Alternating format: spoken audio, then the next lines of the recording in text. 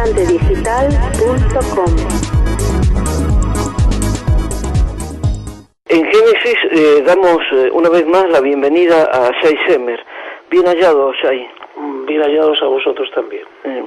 Shai, en el libro de Números, más concretamente en el capítulo número 13, se hace alusión a una cuestión que es bastante sorprendente, y es cuando Jehová le dice a Moisés que envíe espías a ver la tierra prometida. A partir de ahí se desencadenan una serie de hechos que tendrían una enorme repercusión después. ¿Cómo es el tema de estos 12 espías que finalmente Moisés elige?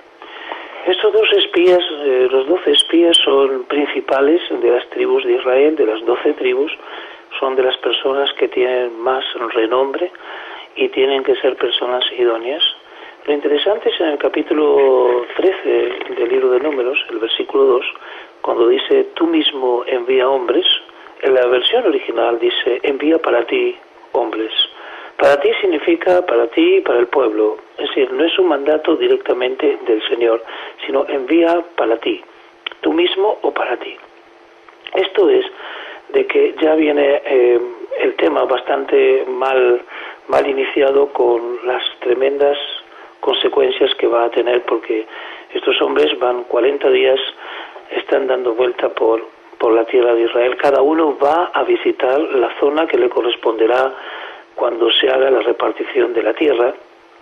Y de estos que vinieron y trajeron un racimo como de uvas, un sarmiento, lo que se llamó escol, y lo trajeron de la zona y volvieron de reconocer la tierra. Reconocer significa mezclarse entre la gente, mezclarse entre los que estaban presentes, y fueron y se presentaron a Moisés. Solamente tenían que hacer un reconocimiento y no traer un informe exhaustivo ni crítico. Y ese informe que dieron y le contaron a Moisés que estuvieron en la tierra a donde nos enviaste tú, y ciertamente mana leche y miel. No nos olvidemos de que viene el pueblo de Israel de un gran enfrentamiento. En el capítulo 11 de Números hay un enfrentamiento entre el pueblo que quiere las codornices, otra parte que quiere volver a Egipto, y el maná, que surge como el alimento diario que viene del cielo, de las alturas, ese maná que no se puede acumular frente a las codornices, en el medio del desierto de Parán, a 3 días de camino de la tierra de donde mana leche y miel. Es muy difícil para los comentaristas bíblicos entender las secuencias que hay aquí. Es muy complicado entender un pueblo que está viviendo del maná, un pueblo que puede ver, ya lo digo, oír las voces, según Éxodo 20:18, ver las voces de Dios, es una visión del alma, un pueblo que está recibiendo un alimento único, no conocido hasta el día de hoy, no lo volvimos a comer físicamente, un pueblo de que está a 3 días de camino de recibir la mejor tierra, donde subirán al santo monte de Dios, y allí en ese santo monte lo prepararán para el día que Dios haga su morada allí, como después se expresa posteriormente el capítulo 8 del profeta Zacarías. Así que estas son las secuencias, y ciertamente ellos dicen que emana leche y miel, solo que es fuerte el pueblo que habita en la tierra y las ciudades fortificadas muy grandes, y además vimos allí gigantes como Amalek, que habita en la tierra del Negev, un antiguo enemigo que aparece siempre ante la debilidad de Israel. Los jebuseos, los amorreos y los cananeos habitan allí. Pero hubo dos que no dieron el mismo informe, que opinaron diferente. Bueno, lo que ocurre es que aquí debemos tener muy claro lo que es el original, porque lo que se dice generalmente es que hay allí gigantes y que ellos son más fuertes que nosotros. La traducción a veces es más fuertes que nosotros, estoy hablando de Números 13:31, la traducción está a veces con cierta imprecisión, porque no dice en el original que es más fuerte que nosotros, sino que es más fuerte que Él significa que nuestro Dios. Ahí viene un gran conflicto en saber escudriñar la Escritura desde las fuentes.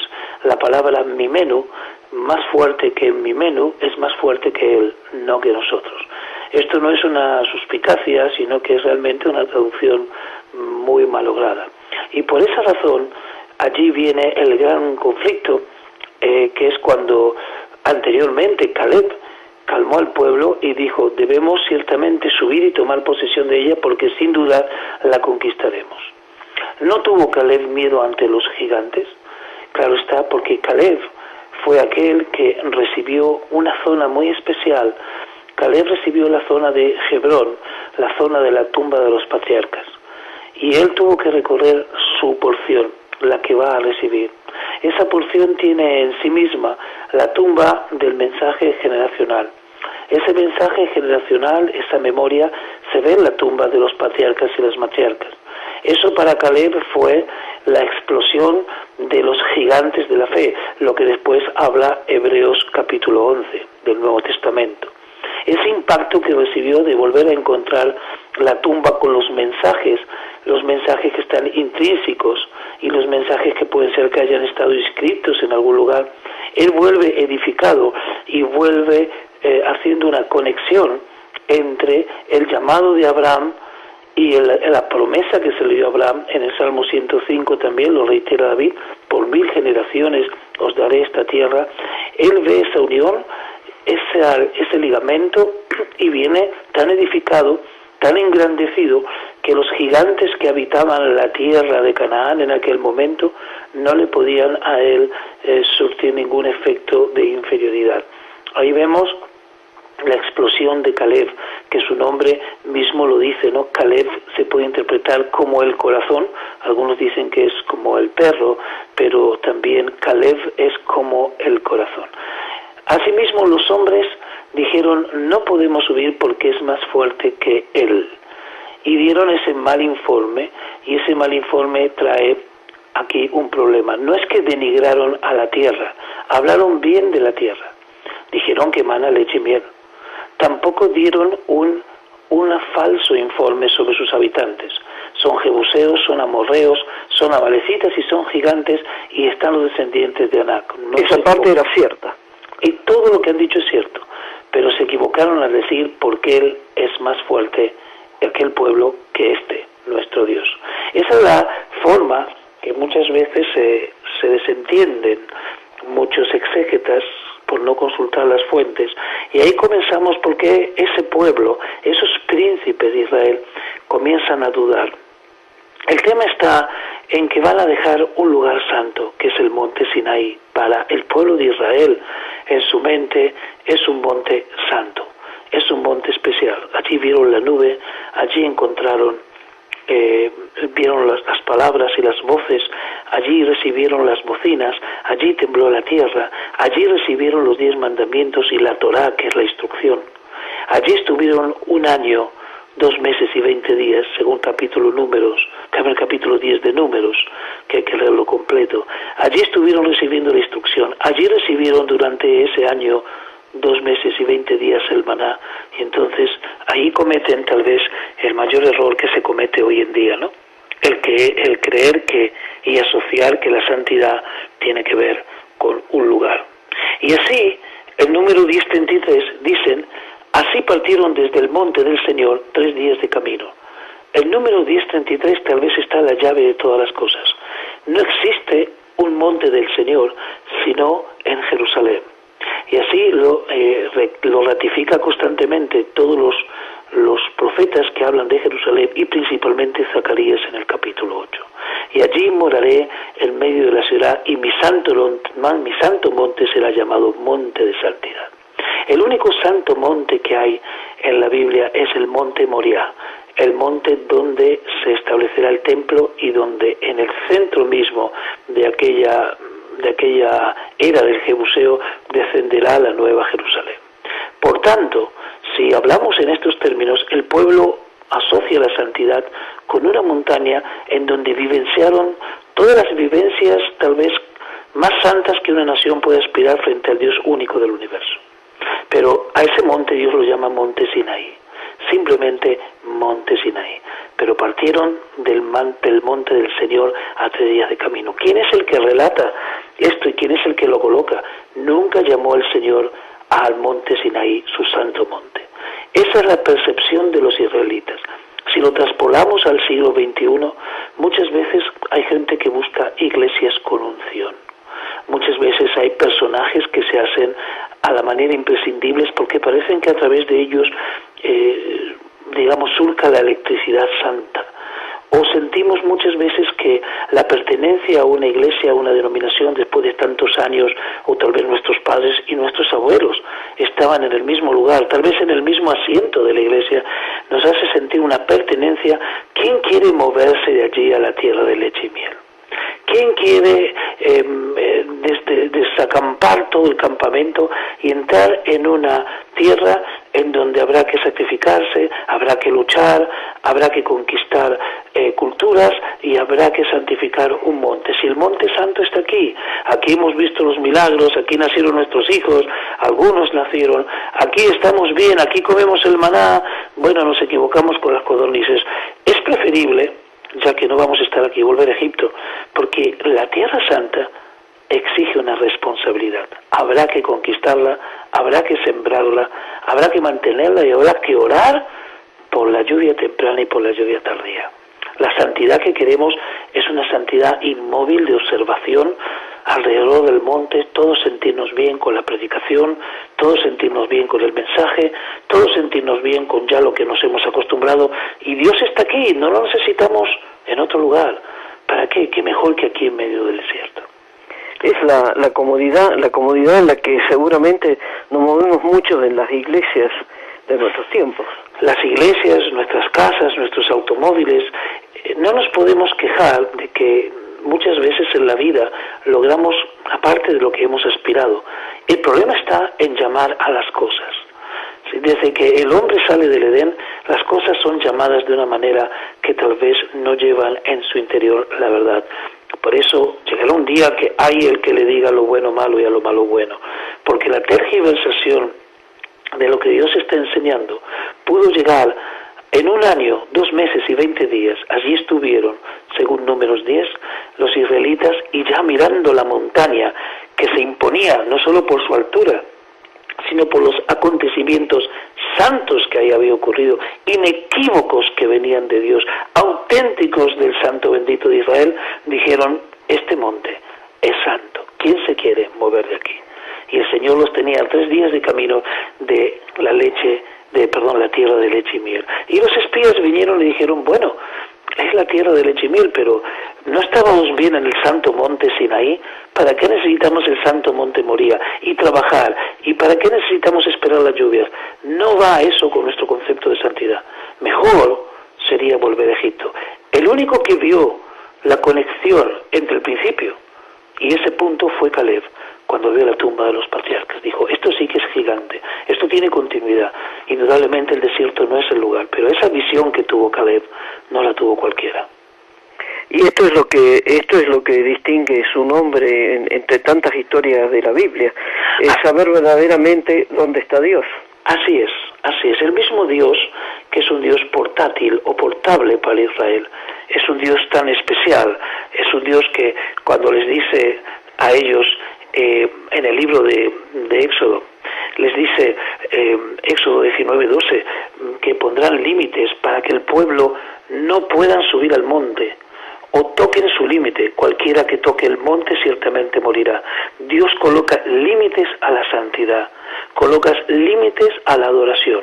¿Por qué? Porque la adoración puede llevar al pueblo a adorar una montaña, a no querer moverse de allí y a aspirar a lo alto sin hacer la obra en lo bajo.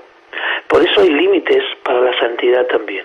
Hasta aquí el celo, el exceso de celo puede causar el hecho de que se confundan de monte y que no se quieran mover o sientan demasiada pasión por algo que Dios no quiere que el hombre se apasione. Y a pesar de que para ellos, para Dios es un especial tesoro este pueblo, y porque dice que mía es toda la tierra, y porque ellos serán un reino de sacerdotes y una nación santa, porque estas son las palabras que le dirás a los israelitas, Éxodo 19:5 y 19:6, si cumplen mi palabra, si escuchan mi voz y guardan mi pacto. Y ya al poco tiempo se están confundiendo de montaña. ¿Por qué? Porque quieren la santidad toda para ellos y la quieren allí. Yo creo que podemos hacer un paralelo con nuestros días. Y Josué fue el otro espía que fue y trajo buenas noticias. Él dice más adelante que si a Jehová le agradare enviarnos a esa tierra, dice, no seamos rebeldes a Jehová. No seamos rebeldes, ¿no?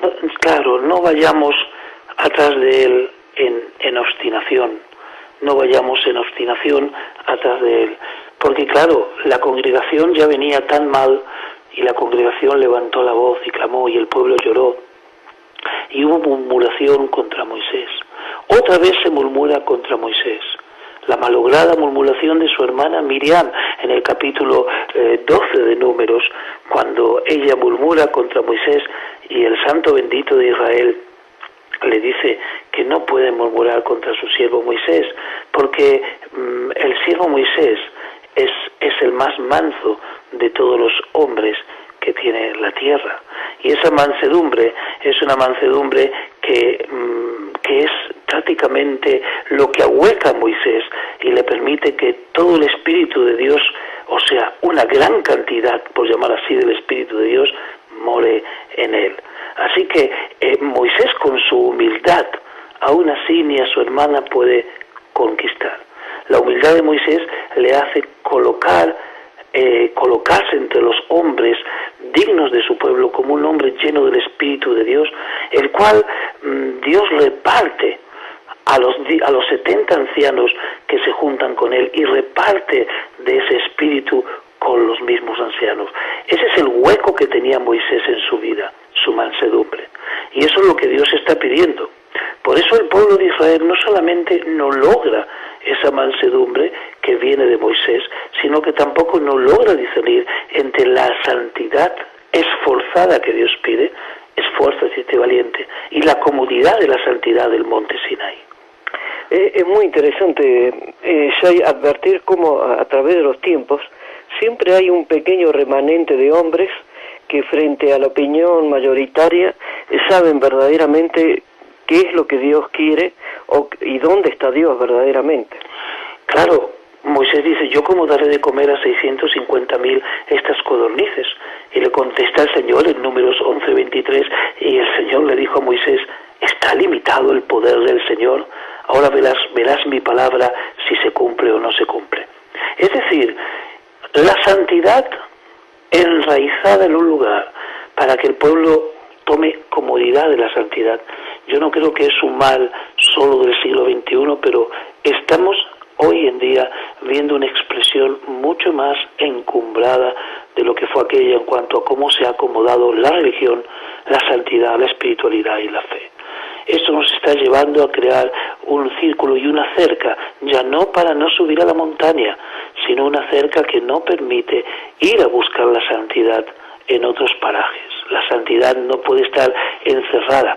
Primero hubo una gran crítica a Roma por haber encerrado y circunscripto la santidad a una mera ciudad, la ciudad la santa ciudad, la ciudad eterna, ¿no? El Vaticano. Y después la humanidad no necesitó de Roma, la misma naturaleza humana ha hecho de que las instituciones, los procesos, los procedimientos y las jerarquías, más que organizar, limitan el movimiento de esa santidad. Y eso ya no es un orden, ya que Dios es un Dios de orden, sino que ya es un control. Ese control que quiso tener Israel sobre el santo monte Sinaí, así lo llama, fue desbaratado en 3 días, y 3 días le valieron 40 años de espera. Finalmente tuvieron que entrar. Es bueno verificar en este tiempo si no estamos limitando con una cerca nosotros mismos a la santidad.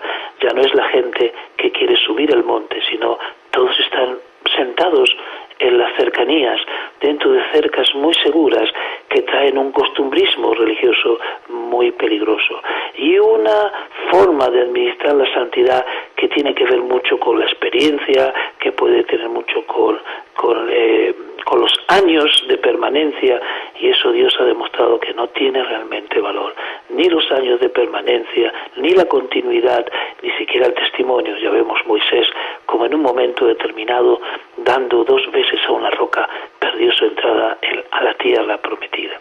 Yo creo que Dios quiere dar con esto una enseñanza de tener bien atención en este tipo de cosas, solventarlas pero no petrificarlas, porque si se petrifica el espíritu y se circunscribe a una normativa que ya es una costumbre o una forma cultural, nos estamos perdiendo la entrada a un lugar mayor, la entrada a un conocimiento mayor, que vendrá definitivamente, ya que Dios no se detendrá para cumplir su palabra, no preguntará ni llamará a consejo a ningún humano para seguir adelante su plan. Bien podríamos decir que gran parte de todo el cuestionamiento y todo el análisis que has hecho está originado en 2 palabras que usaste, ¿no? La palabra, la santidad esforzada, porque a nosotros nos gusta la santidad, lo que no nos gusta es el esfuerzo. El esfuerzo indica un compromiso. Toda la palabra de Dios lleva al hombre a un compromiso, porque en ese compromiso el hombre busca la verdad, tiene una orden, busca la verdad, escudriña la Escritura. Yo soy la verdad y la vida, dice Jesús, pero debes escudriñarla para no deslizar y tener atención de la palabra, según Hebreos 12. Ese desliz puede hacer peligrar nuestra relación con Dios. No quiero colocar palabras de dudas para no entrar en una discusión doctrinal, pero Dios habla en la Biblia de ese debilitamiento en la relación entre el hombre y Dios. La cruz vino de alguna manera a ser la síntesis del restablecimiento de esa relación, a una restauración de la misma, una restauración de los campamentos y la creación de un nuevo hombre, como dice el libro de Efesios capítulo 2. Pero muy distante está mucha parte de la humanidad y de la congregación de los creyentes a entender que esa restauración de los campamentos debe ser una santidad esforzada. Esforzada no porque podemos agregar un ápice al concepto que tiene Dios de nosotros, sino que es una orden dada por Dios, de ese esfuerzo y esa valentía, ese trabajo y ese sembrar constantemente la unión de los hermanos. Y la pregunta es cómo se santificó el monte Moría, aquel que se llama mi santo monte, y en medio de él moraré. La única santificación que podemos ver en toda la Biblia, que es el monte por el cual sube Abraham e Isaac de la mano a un sacrificio único en toda la palabra. Posiblemente lo que santificó aquel monte hasta la eternidad es que padre e hijo fueron de común acuerdo, quien lee el texto con profundidad, subiendo una montaña, y de común acuerdo se terminó aquel hecho. Y no hubo enemistad entre ellos, ni hubo ninguna discusión.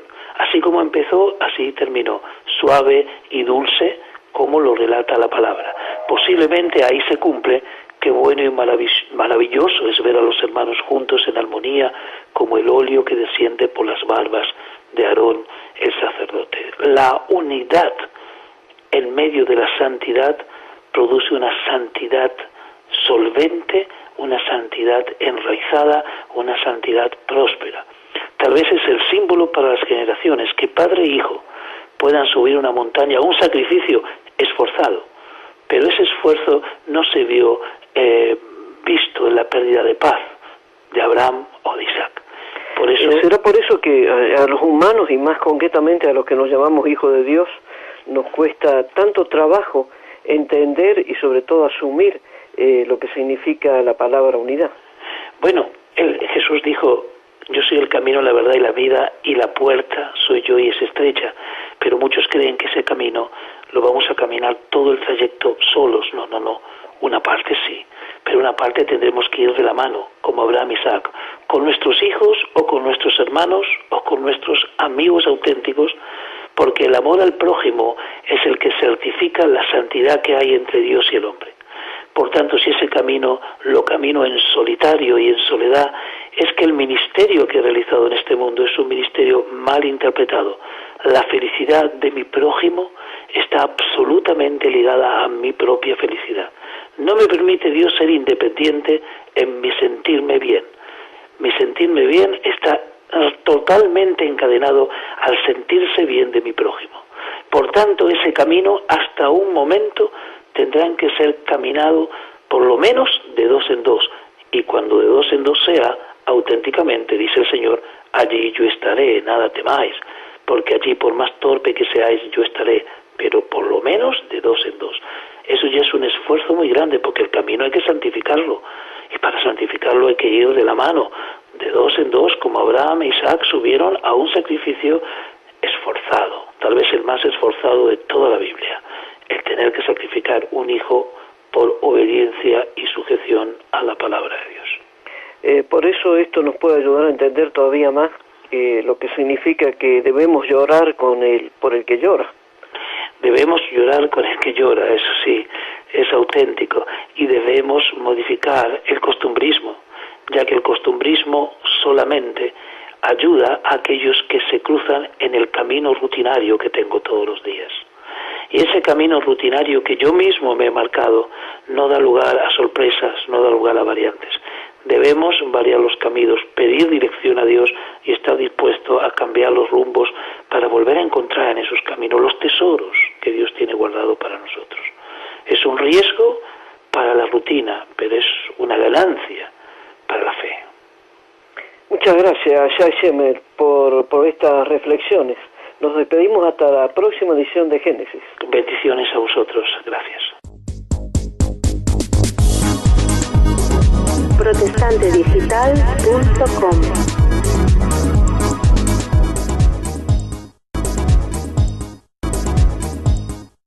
Estuvieron en la tierra a donde nos enviaste tú, y ciertamente mana leche y miel. No nos olvidemos de que viene el pueblo de Israel de un gran enfrentamiento. En el capítulo 11 de Números hay un enfrentamiento entre el pueblo que quiere las codornices, otra parte que quiere volver a Egipto, y el maná, que surge como el alimento diario que viene del cielo, de las alturas, ese maná que no se puede acumular frente a las codornices.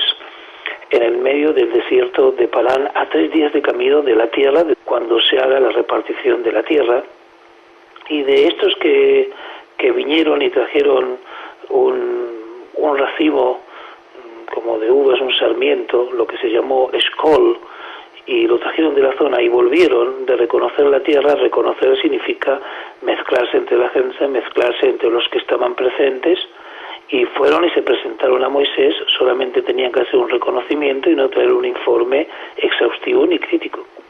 Y ese informe que dieron y le contaron a Moisés que protestantedigital.com. En Génesis damos una vez más la bienvenida a Shai Shemer. Bien hallado, Shai. Bien hallados a vosotros también. Shai, en el libro de Números, más concretamente en el capítulo número 13, se hace alusión a una cuestión que es bastante sorprendente, y es cuando Jehová le dice a Moisés que envía espías. Mismo envía hombres. En la versión original dice: envía para ti hombres. Para ti significa para ti y para el pueblo. Es decir, no es un mandato directamente del Señor, sino envía para ti, tú mismo o para ti. Esto es de que ya viene el tema bastante mal iniciado, con las tremendas consecuencias que va a tener, porque estos hombres van 40 días, están dando vuelta por la tierra de Israel. Cada uno va a visitar la zona que le corresponderá a ver la tierra prometida. A partir de ahí se desencadenan una serie de hechos que tendrían una enorme repercusión después.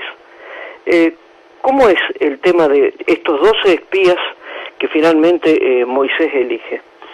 Estos 12 espías, los 12 espías son principales de las tribus de Israel, de las 12 tribus, son de las personas que tienen más renombre y tienen que ser personas idóneas. Lo interesante es en el capítulo 13 del libro de Números, el versículo 2, cuando dice: tú mismo